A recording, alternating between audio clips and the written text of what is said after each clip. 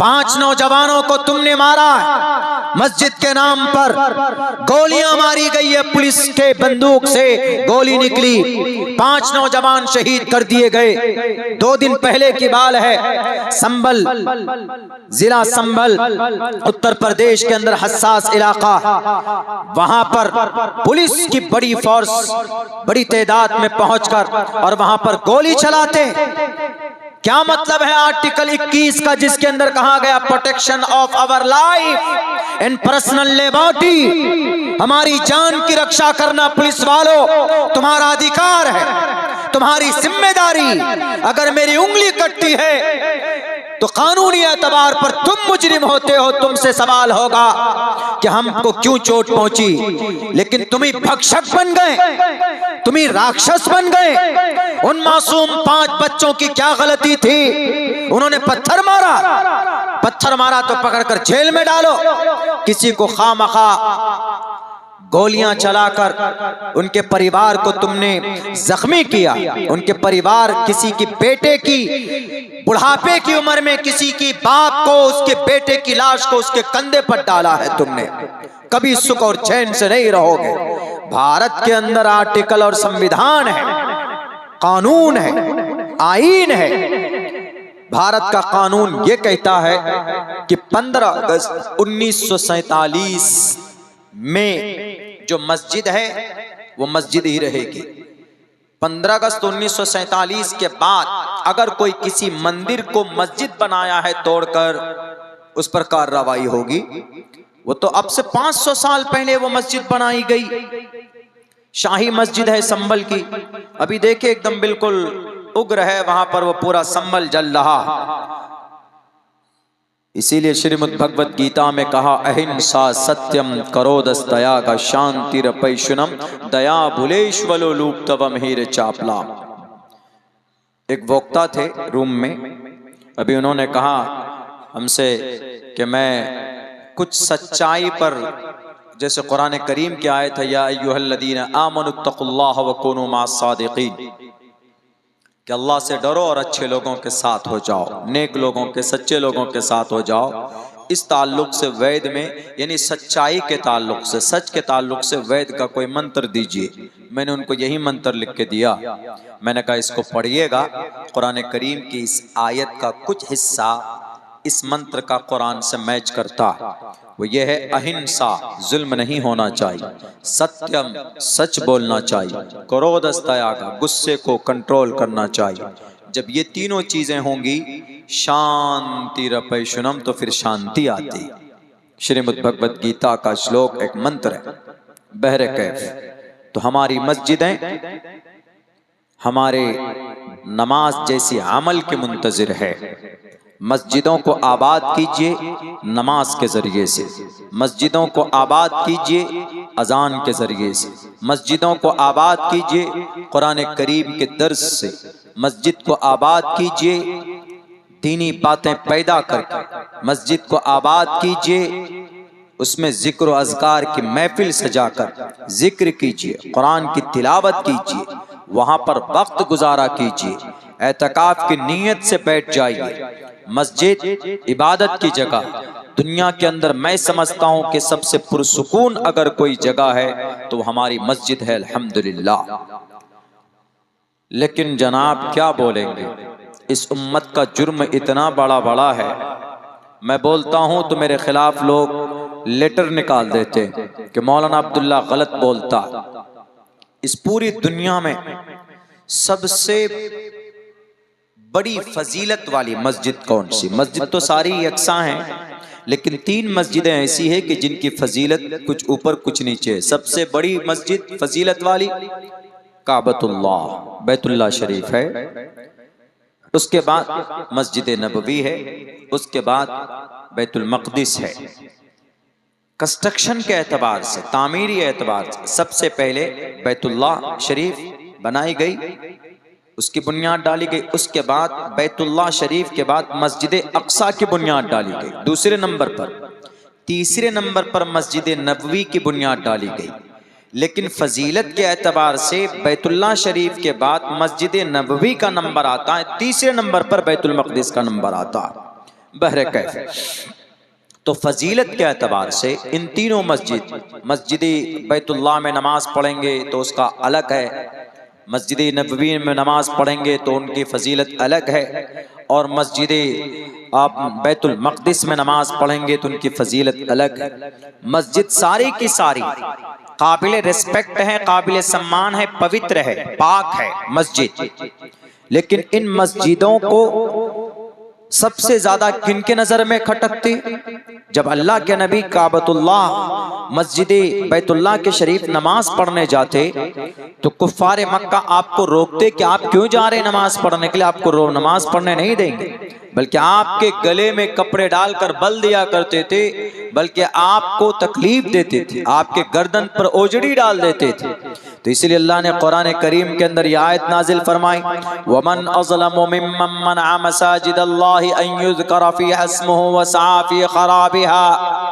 जो लोग मस्जिदों को खराब करने की कोशिश करते हैं, जो लोग मस्जिदों में रब का नाम नहीं लेने देना चाहते, मस्जिद में रब का नाम लेने से मना करते कि तुम मस्जिद में नमाज नहीं पढ़ सकते, तुम मस्जिद में रब का नाम नहीं ले सकते, क्योंकि यह मस्जिद तो मंदिर तोड़कर बनाया गया। क़यामत की सुबह तक बाबरी मस्जिद जो मंदिर तोड़कर बनाया गया तुम साबित नहीं कर सकते थे। जबरन क्या हुआ, दुनिया ने देखा, अब मस्जिद शाही है, संभल की मस्जिद है, इस मस्जिद में नमाज पढ़ने से रोका जा रहा। इस मस्जिद में अब सर्वे टीम बिठाया गया। कुछ दिनों पहले ज्ञानवापी मस्जिद के एक हिस्से में पूजा की परमिशन दे दी गई, यानी वहां पर पूजा, उसके तहखाने में पूजा होता है, यानी वहां पर बुत परस्ती होती है, और दूसरे हिस्से में नमाज होती। यानी हमारी मस्जिदों में अजान देने पर पाबंदी, हमारी कुछ मस्जिदों में नमाज पढ़ने पर पाबंदी। कुछ नहीं मिलता इनको तो बस मस्जिद टटोलो। कौन सी मस्जिद, कौन सी मंदिर को तोड़कर उसकी बुनियाद डाली गई है। सुन लो जालिमो, तुम कहोगे तब इस्लाम का अटल फैसला है, शरीयत का वाज़े फैसला, गसब की हुई जमीन पर मस्जिद नहीं बनाई जा सकती। मंदिर तोड़कर मस्जिद बनाना तो दूर की बात है। संभल की शाही मस्जिद को शक की निगाह से देखने वालों, मेरा यह पैगाम तुम्हारे कानों तक जाए तो जान लेना कि इस्लाम में गसब की हुई जमीन पर मस्जिद बनाना जायज नहीं है किसी भी कीमत पर। तो जिन्होंने अगर उस वक्त के बाबर बादशाह 1529 में अगर उन्होंने मंदिर तोड़कर मस्जिद बनाई तो क्या बाबर बादशाह जाहिल था? क्या उसके साथ उनके गाइडर नहीं थे? सब थे। लेकिन कभी भी किसी मस्जिद को गसब की हुई जमीन पर उसकी बुनियाद नहीं डाली जा सकती है, वो जायज नहीं है। इस्लाम पहले ही नाजायज करार देता है। सबूत पेश कर दो, लेकर जाओ, बल्कि हम तोड़ेंगे, एक एक ईंट उखाड़ कर हम फेंकेंगे अगर तुम ये साबित कर दो कि शाही मस्जिद किसी मंदिर को गसब की हुई जमीन पर बनाई गई। क्योंकि इस्लाम में गसब की हुई मगसूब जमीन पर मस्जिद तामीर करना जायज नहीं, हराम है, परमिशन नहीं। अल्लाह के नबी अलैहिस्सलाम जब मक्का से मदीना पहुंचे तो जब मस्जिद की बुनियाद रखनी थी तो 2 बच्चे थे यतीम। मस्जिद की निशानदेही हुई जमीन की कि इस जमीन को यहाँ पर मस्जिद बनाई जाए। जब पता चला कि ये जमीन किसकी है, कहा कि 2 एक यतीम बच्चे हैं, उनकी है ये जमीन। तो उनके जो वारिस थे, उनके जो पेरेंट्स थे, उन्होंने कहा कि अल्लाह के नबी, ये हमारे लिए खुशकिस्मती है कि हमारी इस जमीन पर हम मस्जिद बनाई जा रही है, हम ऐसे ही दान करते हैं। तो जनाब मोहम्मद रसूलुल्लाह ने कहा कि नहीं, तुम्हें इसकी कीमत लेनी पड़ेगी, हम फ्री दी हुई जमीन पर मस्जिद नहीं बना सकते। हजरत अबू बकर सिद्दीक ने उस जमीन की कीमत अदा की, तब जाकर मस्जिद नबवी की बुनियाद डाली गई। अगर बाबर बादशाह ने किसी मंदिर को तोड़कर मस्जिद बनाया तो सबूत पेश कर दो, और सबूत में अकबरनामा बाबरनामा नहीं चलेगा, कोई ऑथेंटिक किताब नहीं है, मजबूत कोई दलाइल पेश करो, इंशाअल्लाह भारत के मुसलमान उस मस्जिद को शहीद करके जमीन आपके हवाले करेंगे। लेकिन कंडीशन यह है कि पहले प्रूफ पेश करना होगा, पहले दलाइल के रोशनी में बात करनी होगी। मेरे भाइयों, हमारा इस्लाम तो पहले से ही मना करता है, इस्लाम में है ही नहीं कि नहीं किसी की जमीन पर अगर कोई, मिसाल के तौर पर गांव का मुखिया है, पंचायत का सबसे बड़ा मुखिया होता है हमारे बिहार में, अगर वो किसी की जमीन पर, किसी कल्लू बेचारा कमजोर है उसकी जमीन पर नाजायज कब्जा करके कहा करे जमीन दो मस्जिद में जबरन, वो खुश नहीं है, बेचारा खुश नहीं है, जमीन बना दी, जायज है? बिल्कुल जायज नहीं। जब जनाब मोहम्मद रसूलुल्लाह सल्लल्लाहु अलैहि वसल्लम ने फ्री में जमीन नहीं ली, दूसरी मर्तबा जब वसी होने की मस्जिद नबी को कुशादा करना था, छोटी पड़ रही थी, तो उस वक्त हजरत उस्मान गनी रज़ी अल्लाह ताला ने वो जो बाकी और जो जमीनें खरीदी गई उसके पैसे उस्मान गनी रज़ी अल्लाह ताला ने दिए। तो इससे साफ पता चलता है कि इस्लाम में तो पहले से प्रावधान मौजूद है कि गसब की हुई जमीन पर कोई मस्जिद नहीं बनाई जा सकती, लेकिन बस कोई मुद्दा नहीं मिलता है, बस यही कोई मामला भटकाना हो।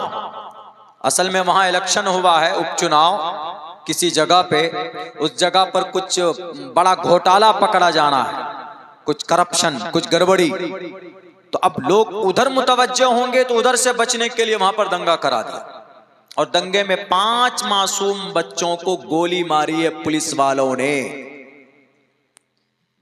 आर्टिकल नंबर 21 में क्या लिखा है? प्रोटेक्शन ऑफ आवर लाइफ, हमारी जिंदगी की, हमारी रक्षा करना सरकार की जिम्मेदारी। Protection of our life and personal liberty, और हमारी आजादी, इसकी भी हिफाजत करना किसकी जिम्मेदारी है? सरकार की। लेकिन सरकार के इशारे में जनाब गोलियां चल रही। मेरे भाइयों, क्यों हो रहा है ऐसा पता है? यह ऐसा मुसलमानों की बदअमली की वजह से हो रहा। मैं एक बड़ी कड़वी बात करने जा रहा हूं, सब्र के साथ सुनिएगा, सोचिएगा।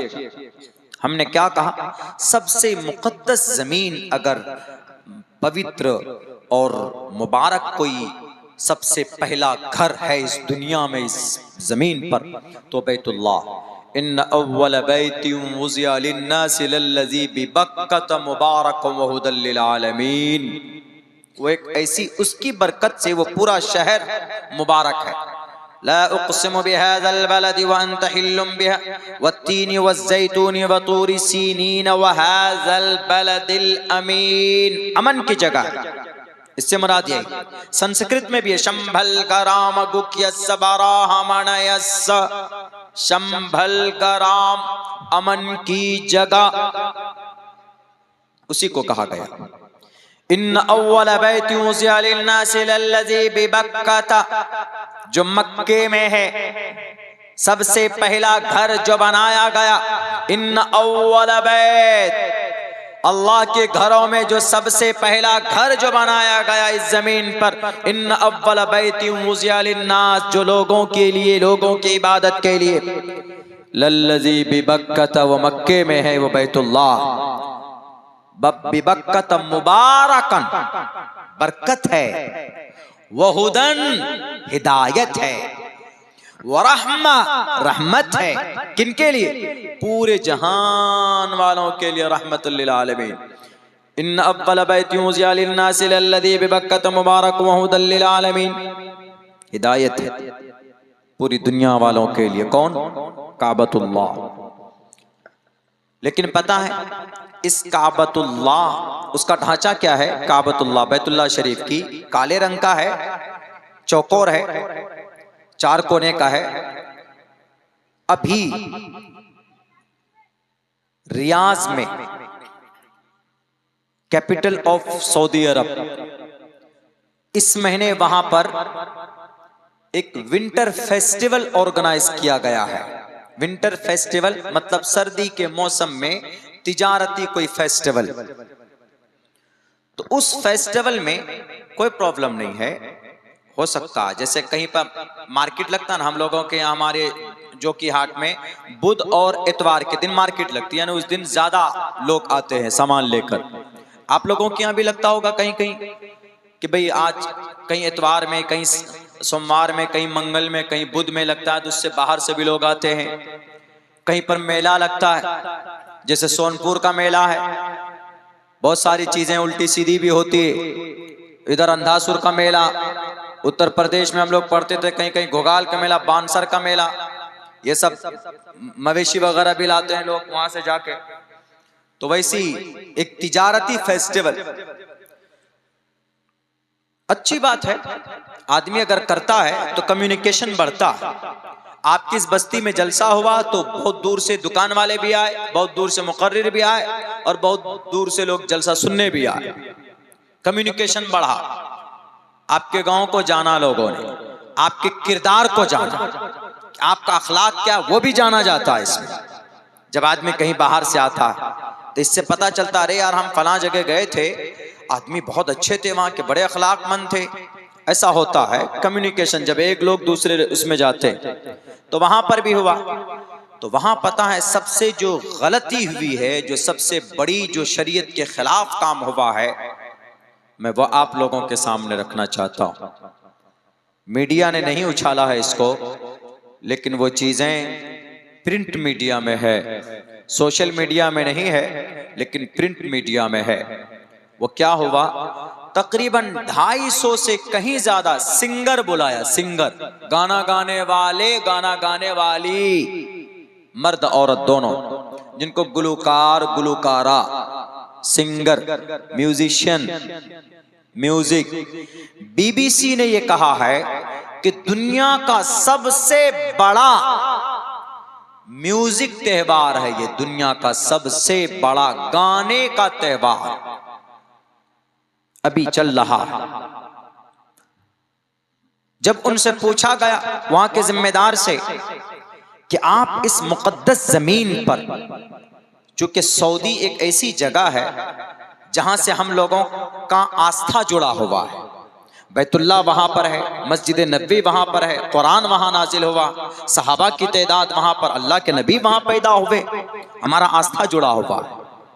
जो आदमी जितना बड़ा होता है उसकी जिम्मेदारी उतनी बढ़ जाती। आपके यहाँ जैसे कोई आलिम दीन है तो वो एक आम आदमी से उसकी रिस्पॉन्सिबिलिटी ज्यादा है।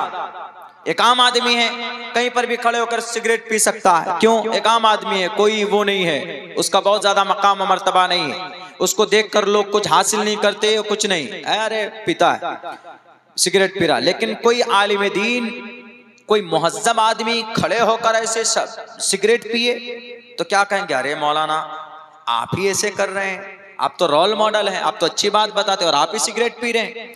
तो जो जितना बड़ा होता है कौम के लिए उतना ही बड़ा जिम्मेदार भी होता है। तो वहां पूरी दुनिया से मुसलमान हज करने जाते हैं, पूरी दुनिया से मुसलमान, चूंकि हज अरकान इस्लाम में से, बुनियल इस्लाम वाला खमसिन शहादा,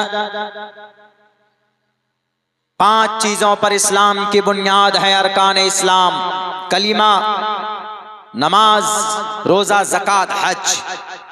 हज के लिए कहाँ जाते हैं? काबतुल्लाह हम लोग जाते हैं। यहाँ से तो 4, 5, 6 लाख रुपए भी लगते हैं, लेकिन एक हज एक प्रोसेस है, तो वहां से हमारा आस्था जुड़ा हुआ है। अगर वहां कोई काम खिलाफे शरीयत हो, वहां पर कोई काम ऐसा हो जो कुरान में नहीं है, वहां पर कोई काम ऐसा हो जो अहादीस में नहीं है, तो ये बड़े ताज्जुब की बात होगी फिर, क्या रे ऐसा कैसे हो गया? तो वहां पर पता है क्या हुआ, वहां पर और भी उस फेस्टिवल में, उस मेले में कपड़े की दुकान वाला आया, कोई डिजाइन वाला आया, कोई कुछ वाला आया, कोई मुजस्समा लेकर आया, मुजस्समा ईरान से भी लोग आए मुजस्समा लेकर, कुछ लोग स्टेचू लेकर आए, कुछ लोग साइंस लेकर आए, अलग अलग तरीके पर लोग लेकर आए। लेकिन जो सबसे बुरा काम हुआ वहां पर वो ये हुआ कि वहां पर गाना गाया गया और बरहाना हालत में, नीम बरहाना, जैसे लड़कियां सब औरत फिल्मी हीरो हीरोइन सब बिकनी पहनकर आधे कपड़े पहनकर डांस करती है, वो अपना हुनर दिखाती। नीम बरहाना अदाकारों ने, लड़कियों ने, औरतों ने वहां पर गाने गाए। जब पूछा गया जिम्मेदार से, शरीयत के खिलाफ है, जब कुरान में है गाना हराम है, हराम है, हराम है। मिनन्नास मन यश्तरी लहवल हदीस लियुज़िल्ला अन सबीलिल्लाह बिगैर इल्म व यत्तखिदा हुज़वा। गाना है इससे मुराद, लहवल हदीस से मुराद हजरत अब्दुल्ला इब्न अब्बास और हजरत अब्दुल्ला इब्न मसूद फरमाते हैं लहवल हदीस से मुराद गाना है। जो आज जब कुरान में गाना बता दिया गया कि हराम है, सुनना, लिखना, बनाना, उसका गाना हराम है, नस्से कती है। जब गाना हराम था तो फिर वहां रियास में, कैपिटल जो राजधानी है, वहां पर गाना क्यों गवाया गया, वो भी मर्द से कम, लेडीज से। नीम बरहाना यानी पूरा आधा बदन खुला हुआ, बिकनी और स्कर्ट पहनकर गाना गा रही थी। उन्होंने कहा कि हम सिर्फ अभी तेल से हमारी आमदनी है, हम आमदनी बढ़ाना चाहते। अरे अल्लाह के दुश्मन, तुम सोचो, तेल की बदौलत अल्लाह ने तुम्हें इतनी दौलत दी है और उसकी नाशुक्री करते हो। कुरान करीम के खिलाफ और शरीयत के खिलाफ तुमने गाना बजवाया और गाना गवाया। खिलाफ शरीयत काम होगा तो याद रखो, सुन लो, कोई भी हो, तुर्रम खां, अब्दुल्ला सालिम हो कि सऊदी या जजीरतुल अरब का कोई भी बादशाह हो, वो कुरान और हदीस से बढ़कर नहीं है, हमारे कुरान से बढ़कर नहीं है, हदीस से बढ़कर नहीं है। अगर अल्लाह नाराज हुआ तो तुम्हारे तेल के जो टैंक है और तेल जो जमीन से अल्लाह तुमको अता फरमाता है, ये कोई अब्बा के घर से नहीं निकालते तुम तेल, ये तेल अल्लाह देता है तुमको। और जब तुम उनकी नाशुक्री करोगे तो अल्लाह, जब किसी नियामत की नाशुक्री कोई बंदा करता है तो अल्लाह उसको छीन लेता है और तेल का टैंक और तेल का गढ़ा सूखेगा। हो सकता है कि तुम्हारे अंदर कहीं कैद साली आ जाए और भूखमरी की जिंदगी तुम गुजर बसर करने पर मजबूर ना हो जाओ। मेरे भाइयों, इसी पर बस नहीं हुआ, पता क्या हुआ फिर ये है कि उस फेस्टिवल में और ज्यादा आक्रोश पैदा करने के लिए काबतुल्लाह का क्यूब बनाया गया, यानी शीशे का ढांचा काबतुल्लाह का बनाया गया। और उस काबतुल्लाह के ढांचे के, काबतुल्लाह के ऊपर एक औरत, अमेरिकन म्यूजिशियन, एक अमरीकी संगीतकार, गाने वाली, एक इज्जतदार तवाइफ, उस काबतुल्लाह के ऊपर छत पर, उसके डिजाइन पर, असली काबतुल्लाह पे नहीं बल्कि उसका एक डिजाइन बना गया, सेम है। अगर मैं झूठ बोलता हूं, मुझे पता है कि कटिहार पूर्णिया में सबसे पहले मेरे खिलाफ पर्चे निकालते हैं लोग कि अब्दुल्ला को नहीं बुलाया जाए जलसों में। कोई बात नहीं है, लेकिन नहीं बुलाओ जलसों में, अब्दुल्ला 100 मरतबा हक बात बोलने की जरूरत पड़ेगी तो मैं बोलूंगा। मैंने कुछ सालों पहले कहा था कि जजीरतुल अरब में मंदिर की शुरुआत हो चुकी है। हमारे जो शेख हजरात हैं, हमारे जो अरब के फरमारवा हैं, वो यहूदियों के निगरानी में काम कर रहे हैं। तो इसी कटिहार और पूर्णिया की धरती पर मेरे खिलाफ पर्चा निकाला गया कि अब्दुल्ला साहब झूठ बोलते हो। इसी साल के अप्रैल में 771 करोड़ रुपए से अबू धाबी के अंदर 27 एकड़ जमीन में एक मंदिर का इफ्तिताह करके प्राइम मिनिस्टर साहब आए हैं कि नहीं आए हैं, बताइए, जजीरतुल अरब में। उस वक्त मेरे खिलाफ झूठ बोला गया था कि नहीं मौलाना तो झूठ बोलते हैं, लेकिन मेरी बात बिल्कुल सच हुई। क्यों? दलाइल की रोशनी में बोलने की इस नाचीज की आदत है।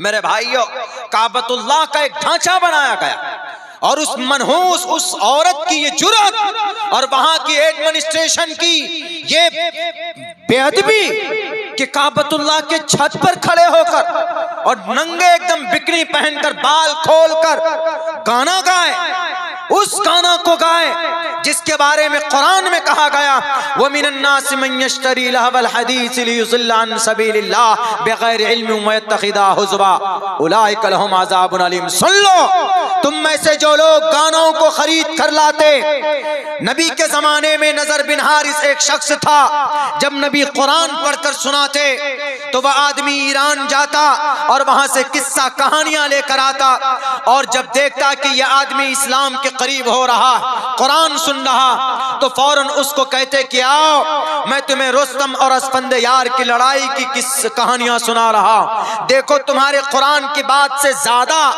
लजीज और ज्यादा मजेदार बात हमारे इस कहानी की किताब में है कि नहीं है, इसीलिए तुम ही बताओ कि तुम्हारा कुरान ज्यादा मजा देने वाला है कि हमारी ये किस्सा कहानी की किताब। नजर बिन हारिस तभी जाकर अल्लाह ने कुरान करीम की यह आयत नाजिल की थी। उस वक्त में कुरान के खिलाफ उन्होंने गाना और किस्सा कहानी लेकर आए थे। आज 250 गाना गाने वाली लड़कियों को, इज्जतदार तवाइफ को, बल्कि बाजारू औरत को वहां पर जगह दी गई है। तो आप क्या कहेंगे, नजर बिन हारिस वाला अमल है कि नहीं है मेरे भाइयों? कितनी बड़ी तौहीन है बैतुल्लाह की, काबतुल्लाह की मुकद्दस जगह। हम लोग तो मस्जिद में अपने मस्जिद के छत पर भी चप्पल पहनकर नहीं जाते हैं। क्यों? खिलाफे अदब है, मस्जिद का एहतराम है कि भाई मस्जिद है। जैसे मस्जिद में हम लोग चप्पल पहनकर नहीं जा सकते, क्यों? क्योंकि चप्पल में गंदगी रहती है, चप्पल के अंदर बहुत सारी चीजें लगी हुई होती है, जायज नहीं है। अगर चप्पल में गंदगी है तो उसको पहनकर मस्जिद में जाना नॉट अलाउ। मस्जिद के छत पर भी नहीं जाते चप्पल पहनकर। क्यों? मस्जिद है, ये पवित्र जगह है, पाक जगह है, अल्लाह को पसंद है ये जगह। अब वहां पर एक लेडीज को खड़ा कर दिया है, लो मैडम पढ़िए गाना, सुनिए, हमें सुनाइए। वो भी कहां? काबतुल्लाह के छत पर क्यूब बनाया गया शीशे का, और उसके ऊपर लोगों से कहा गया, वहां की एडमिनिस्ट्रेशन से, जिम्मेदारों से, कि आपने इतना बड़ा गुनाह अजीम को करने का कैसे इजाजत दिया आपने? उन्होंने कहा कि हम यहाँ पर तिजारत में तरक्की करना चाहते। कुरान के खिलाफ, शरीयत के खिलाफ अगर कोई आम काम पैसा कमाने का रास्ता इख्तियार करता है तो कयामत तक वो कामयाब नहीं हो सकता। कोई भी हो, सऊदी अरब का बादशाह हो या अब्दुल्ला सालिम हो, कोई भी हो, कुरान से बढ़कर नहीं है, हदीस से बढ़कर नहीं है, नबी की जिंदगी से बढ़कर नहीं है। ईरान से मुजस्समे भी लाए गए इस त्योहार में, यानी वो बुत जो 360 बुत थे काबतुल्लाह के इर्द गिर्द, वद्दम वला सुवाक वला यगूस व यऊक व नसरा, ये सब बुत, उन बुतों को फिर से लाने की बात कही जा रही है, एंट्री की बात की जा रही। अरे जिन बुत परस्ती के खात्मे के लिए बीबी सुमैया के जिस्म के 2 टुकड़े हुए, और जिस शिर्क के खात्मे के लिए बिलाल हबशी के जिस्म में सुराख किया गया, जिस दीन इस्लाम की वहदानियत के प्रचार के लिए हजरत जुबैर की आंखें निकाली गई, आज आराम के साथ बैठे हो गद्दी पर और सोने के खान में बैठे हो, पानी के खजाने, पेट्रोल के खजाने पर बैठे हो, तो आज तुमको नजर नहीं आती उनकी कुर्बानी जो सहाबाए किराम ने कुर्बानी दी थी। कई हजार सहाबाए किराम ने अपने खून को पानी की तरफ बहाकर तब जाकर इस्लाम हम तक पहुंचाया, और आज हम मुसलमान रोंते पैरों से। अब क्या कहिएगा, बोलिए तो किस पर विश्वास होगा? कितना बड़ा जुर्म है ये। अगर मैं झूठ बोलता हूं तो प्रिंट मीडिया के वेबसाइट पे जाइए आप, winter festival season has been organised in Saudi Arab, आप लिखिए, आपको पूरा आ जाएगा, सब कुछ आ जाएगा। किससे शिकवा करें? मैं कुछ बोलूं तो हमारे सीमांचल वाले नाराज हो जाते हैं कि मौलाना आपने शेख के खिलाफ बोला, आपने मोहम्मद बिन सलमान के खिलाफ बोला। यकीनन बोलूंगा। अगर मेरा बाप शरीयत के खिलाफ काम करेगा तो बोलूंगा, अगर मेरा बेटा मेरी बीवी शरीयत के खिलाफ काम कोई करेगा तो उनको भी तंबीह करूंगा। क्यों?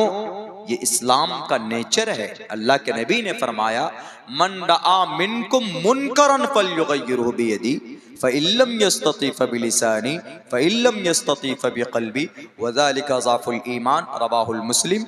अल्लाह के नबी ने फरमाया कि कोई बुराई देखो तो उसको रोको। हो सकता है कि भूल से कर रहे हैं, अल्लाह तौफीक दे दे, हिदायत दे दे। आज पूरी दुनिया के अंदर मुसलमान नरगे में है और हमारे लोग जिनको अल्लाह ने दौलत दी है वो एकदम मौज में है, मस्ती में है। भारत के अंदर क्या मुसलमान कमजोर है? बिल्कुल कमजोर नहीं है। भारत के अंदर मुसलमानों के पास बहुत दौलत है, लेकिन हाँ, आम मुसलमानों को कब्जा नहीं दिया है, बल्कि कुछ बड़े लोगों के हाथ में है। इसीलिए जिस दिन ये उम्मत, हमारे लोग सुधर जाएंगे, हमारा अमल अच्छा हो जाएगा, तो हमारी मस्जिदों पर नजरें डालना लोग छोड़ देंगे, हमारे मदरसों में ताले लगाना छोड़ देंगे और हम पर अत्याचार करना छोड़ देंगे। जिस दिन हमारा अमल दुरुस्त हो जाएगा।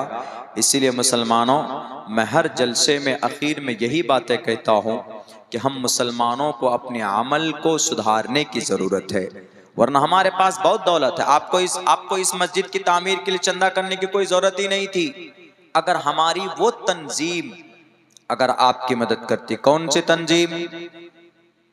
वक्फ बोर्ड, जिसको मिस्टर मोदी जी अपना ले हथियाने की कोशिश कर रहे हैं। बहुत पैसा है, बहुत करोड़ों रुपए, 12,000 करोड़ रुपए सालाना इनकम है वक्फ बोर्ड का। कहां जाता है पैसा? वक्फ बोर्ड का पैसा कहां गया? मस्जिद बनी, वक्फ बोर्ड ने मस्जिद बनाई नहीं। कोई मदरसा चलाया नहीं। कोई हॉस्पिटल है नहीं। कोई यूनिवर्सिटी है नहीं। कोई इंस्टीट्यूट है नहीं। कोई ट्रेनिंग कॉलेज है नहीं। कोई यूपीएससी की कोचिंग सेंटर है नहीं। कोई नीट की एग्जाम के लिए, बच्चों की तैयारी के लिए कोई बंदोबस्त है नहीं। तो पैसा कहां जा रहा है? तो घोटाला हो रहा। इसीलिए अल्लाह ने कहा, ज़हरल फसाद फिल बर्रि वल बहरी बिमा कसबत ऐदिन नास। लोगों की बदअमली की वजह से मिस्टर मोदी, मिस्टर योगी, मिस्टर अमित शाह खड़े होंगे। ये ऐसे नहीं हुए, ये भारत नहीं, भारत के मुसलमानों के अमल को दुरुस्त करने के लिए खड़े हुए, समझ लीजिए। इसीलिए मेरे भाइयों, चूंकि वक्त काफी हो चुका है, मैं आप लोगों से यही गुजारिश करूंगा कि इस वक्त 2-3 काम करना है। ये हमारे जितने भी नौजवान हैं, ये अपनी जवानी को महत्व नहीं देते, ऐसे एकदम लफंगे की तरह जिंदगी गुजारते नहीं। एक एम सेट कीजिए और कम से कम अपनी जिंदगी में नमाज को जगह दीजिए। नमाज बहुत जरूरी है। आप यूं सोचेंगे कि हम निकल जाएंगे, बिल्कुल नहीं। नमाज के बारे में सवाल होगा। जानबूझकर नमाज छोड़ने वाला कुफ्र के दरवाजे तक पहुंच जाता है। इमाम इसहाक बिन रावे कहते हैं कि वो तो काफिर हो जाता है जो जानबूझकर नमाज छोड़ता है। इसलिए माओ बहनों से भी कहूंगा कि आप नमाज की पाबंदी करें। मुसलमानों के चेहरे में नूर नहीं है, मुसलमान सुन्नत से दूर है। अल्लाह के नबी की सुन्नत पर कौन अमल करेगा? एक सुन्नत पर अमल करेंगे तो 100 शहीदों का सवाब रब देता है। इसीलिए इस उम्मत को अमल की जरूरत है, वरना सारी चीजें अभी भी वही वैसे ही है। वही कुरान है, वही शरीयत है, वही अहकामात है। आज मानने वाले बदल गए तो अल्लाह ने निजाम को बदल दिया। पहले वही साहबी थे, वही कुरान था, वही 5 वक्त की नमाज थी, लेकिन ये किसी से डरते घबराते नहीं थे। आज अगर किसी का नाम लो तो डरते और घबराते। आज मिस्टर योगी और मोदी की बात अगर उसकी पुलिस आ जाए तो पैंट में पेशाब कर दिया जाता। ये बुज़दिली आई कहां से? ये बुज़दिली सिर्फ दुनिया की मोहब्बत ने पैदा की है आपके अंदर। अगर आपका ईमान मजबूत हो पाबंदी से नमाज पढ़ें तो जो मोमिन होता है वह अल्लाह के अलावा किसी से नहीं डरता। वल्लाहु अहक्कु अन तख्शौ। इसीलिए मैं यही कहूँगा इन द एन आखिर के अंदर में जितने भी लोग बचे हैं, मैं जानता हूँ कि आप लोगों को भी नींद आ रही है और हम भी बहुत ज़्यादा थके हुए, बहुत लंबा सफ़र करके पहुँचे, चंपारण यानी 400 किलोमीटर दूर का सफ़र करके पहुँचे आपके जलसे में। तो बस इतना कहूँगा कि इस उम्मत को अमल सुधारने की ज़रूरत है। हम अपना अमल सुधारें, इंशाअल्लाह हमारी मस्जिद की भी हिफाजत अल्लाह करवा देगा और हमारी भी हिफाजत अल्लाह करवा देगा। मैं दुआ करता हूँ अल्लाह सुब्हानहू व तआला से कहने सुनने से ज़्यादा अमल की तौफीक अता फरमाए। बहुत बहुत शुक्रिया, जज़ाकल्लाह। अस्सलामु अलैकुम व रहमतुल्लाहि व बरकातुहू।